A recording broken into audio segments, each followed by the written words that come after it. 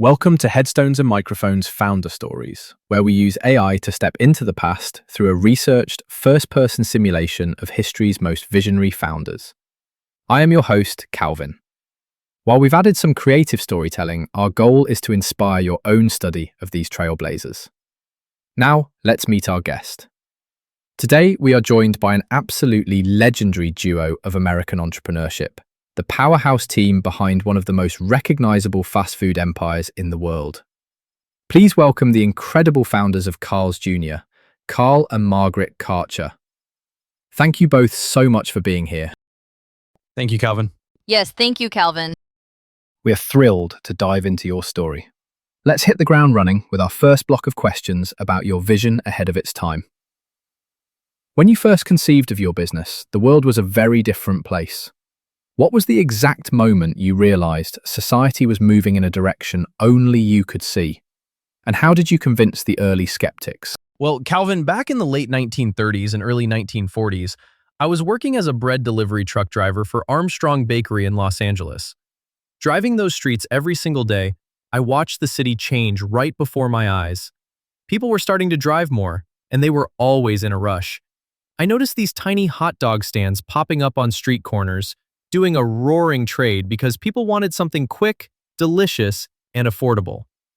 My exact moment of realization hit me when I saw the lines at those stands. I knew right then that the future belonged to car culture and fast service. When I told folks I wanted to own one, some skeptics thought I was crazy to leave a secure, steady job wrapping and delivering bread just to stand on a street corner selling hot dogs. But Margaret and I just smiled, worked hard, and let the long lines of hungry customers convince them. That is amazing insight, Carl. Margaret, let's look at the original leap of faith. Leaving behind safety to build something entirely unproven is a massive gamble. What did your life look like the day you decided to go all in?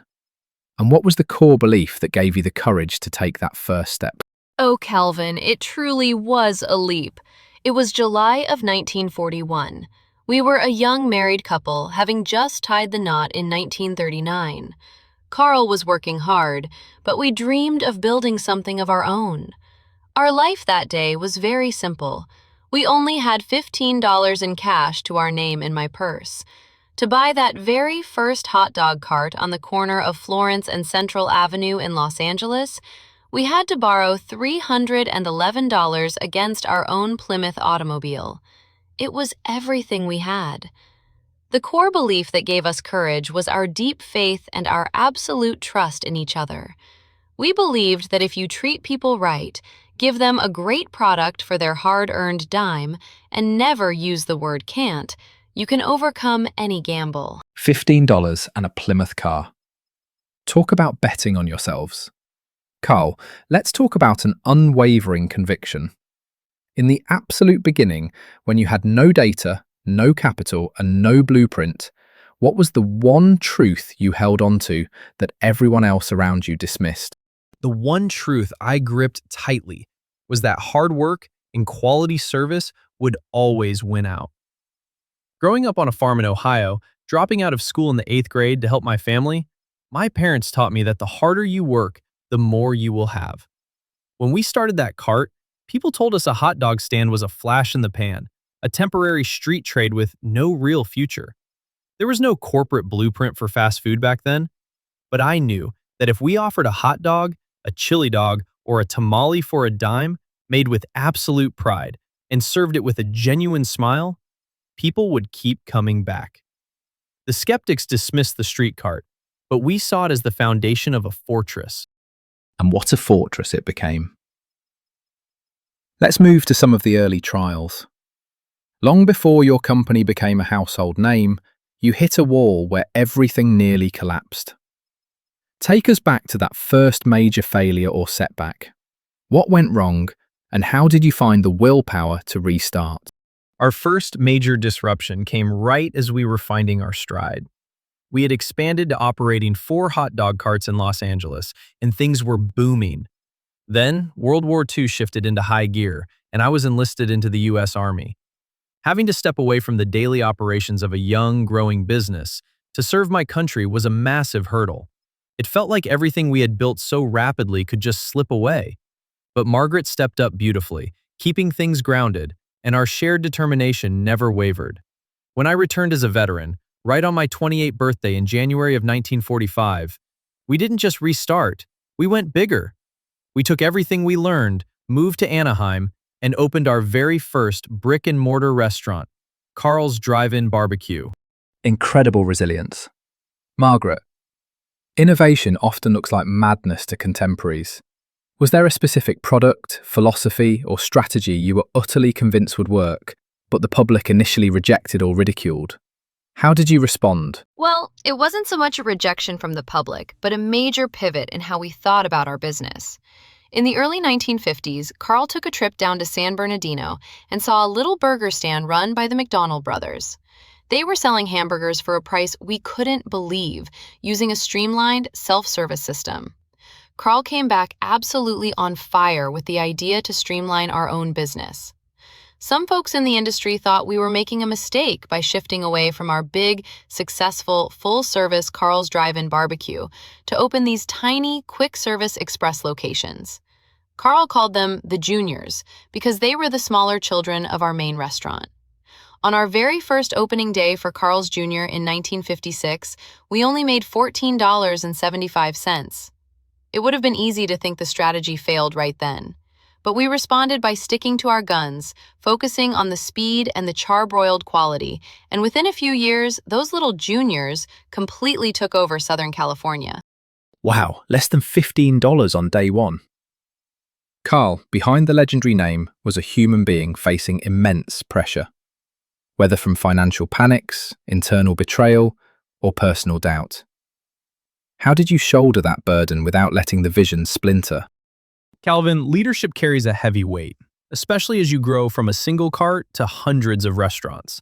Later in my career, in the late 1980s and early 1990s, I faced severe financial pressures, personal debt from outside investments, and immense conflict with my own board of directors regarding the corporate and marketing direction of Margaret Karcher Enterprises.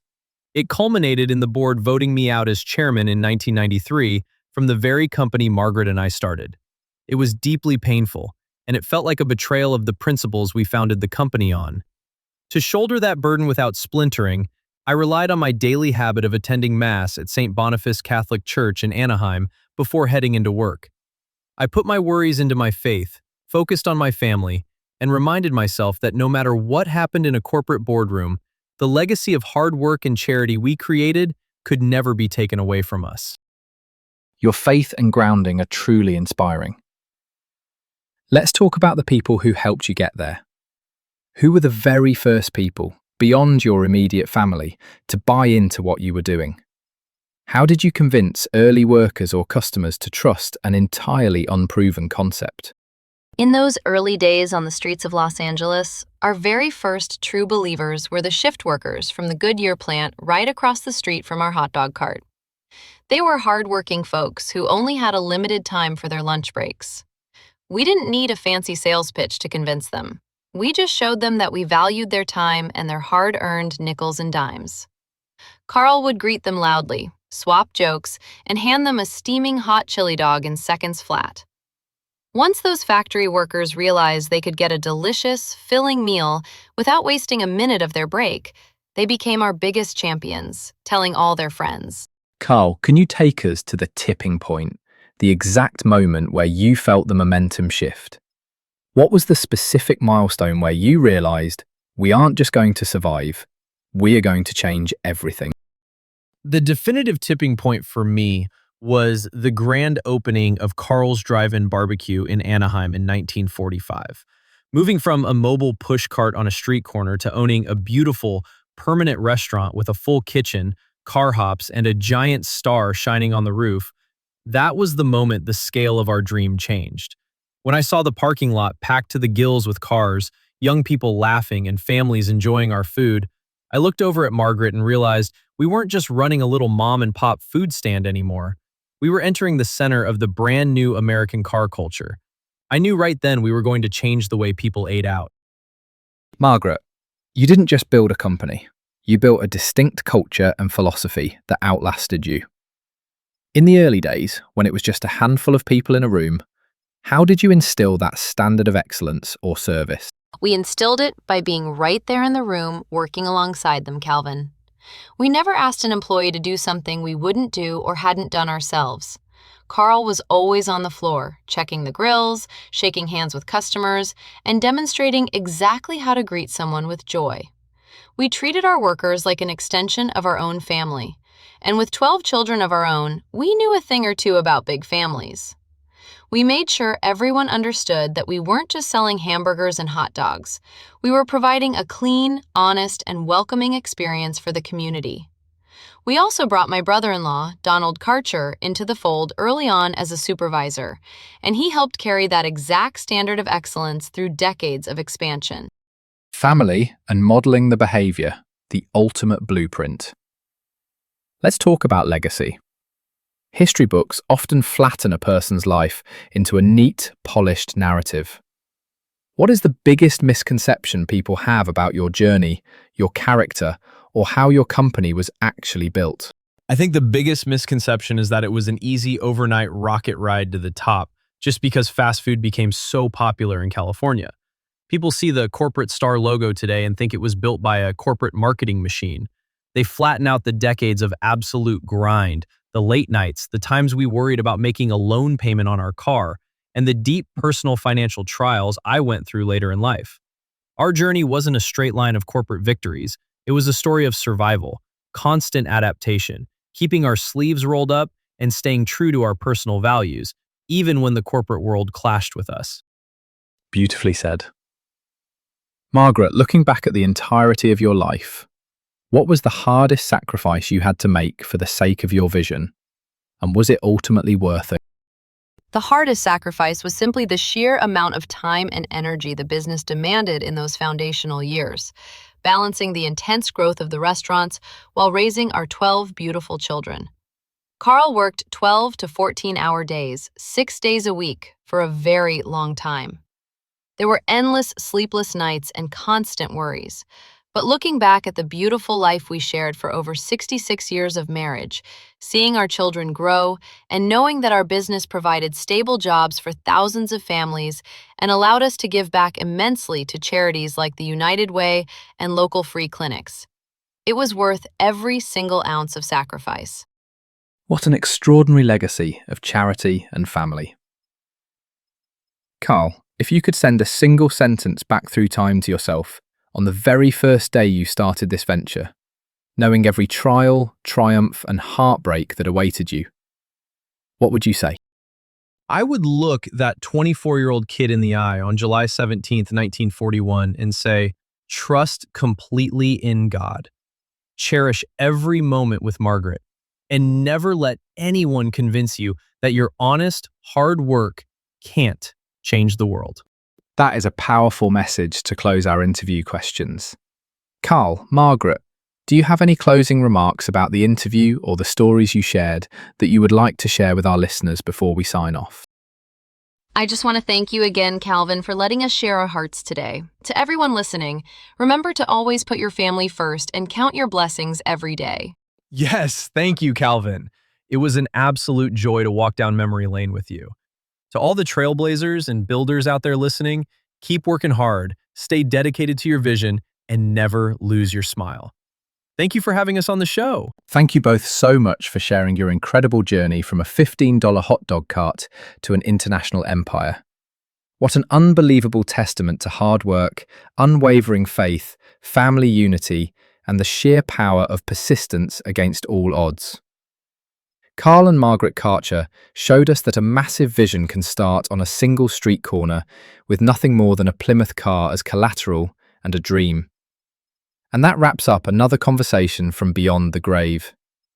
Thanks for joining us on the Headstones and Microphones podcast Founder Stories. Remember, legends may die, but their stories never do. Please help spread the word by sharing and following the pod.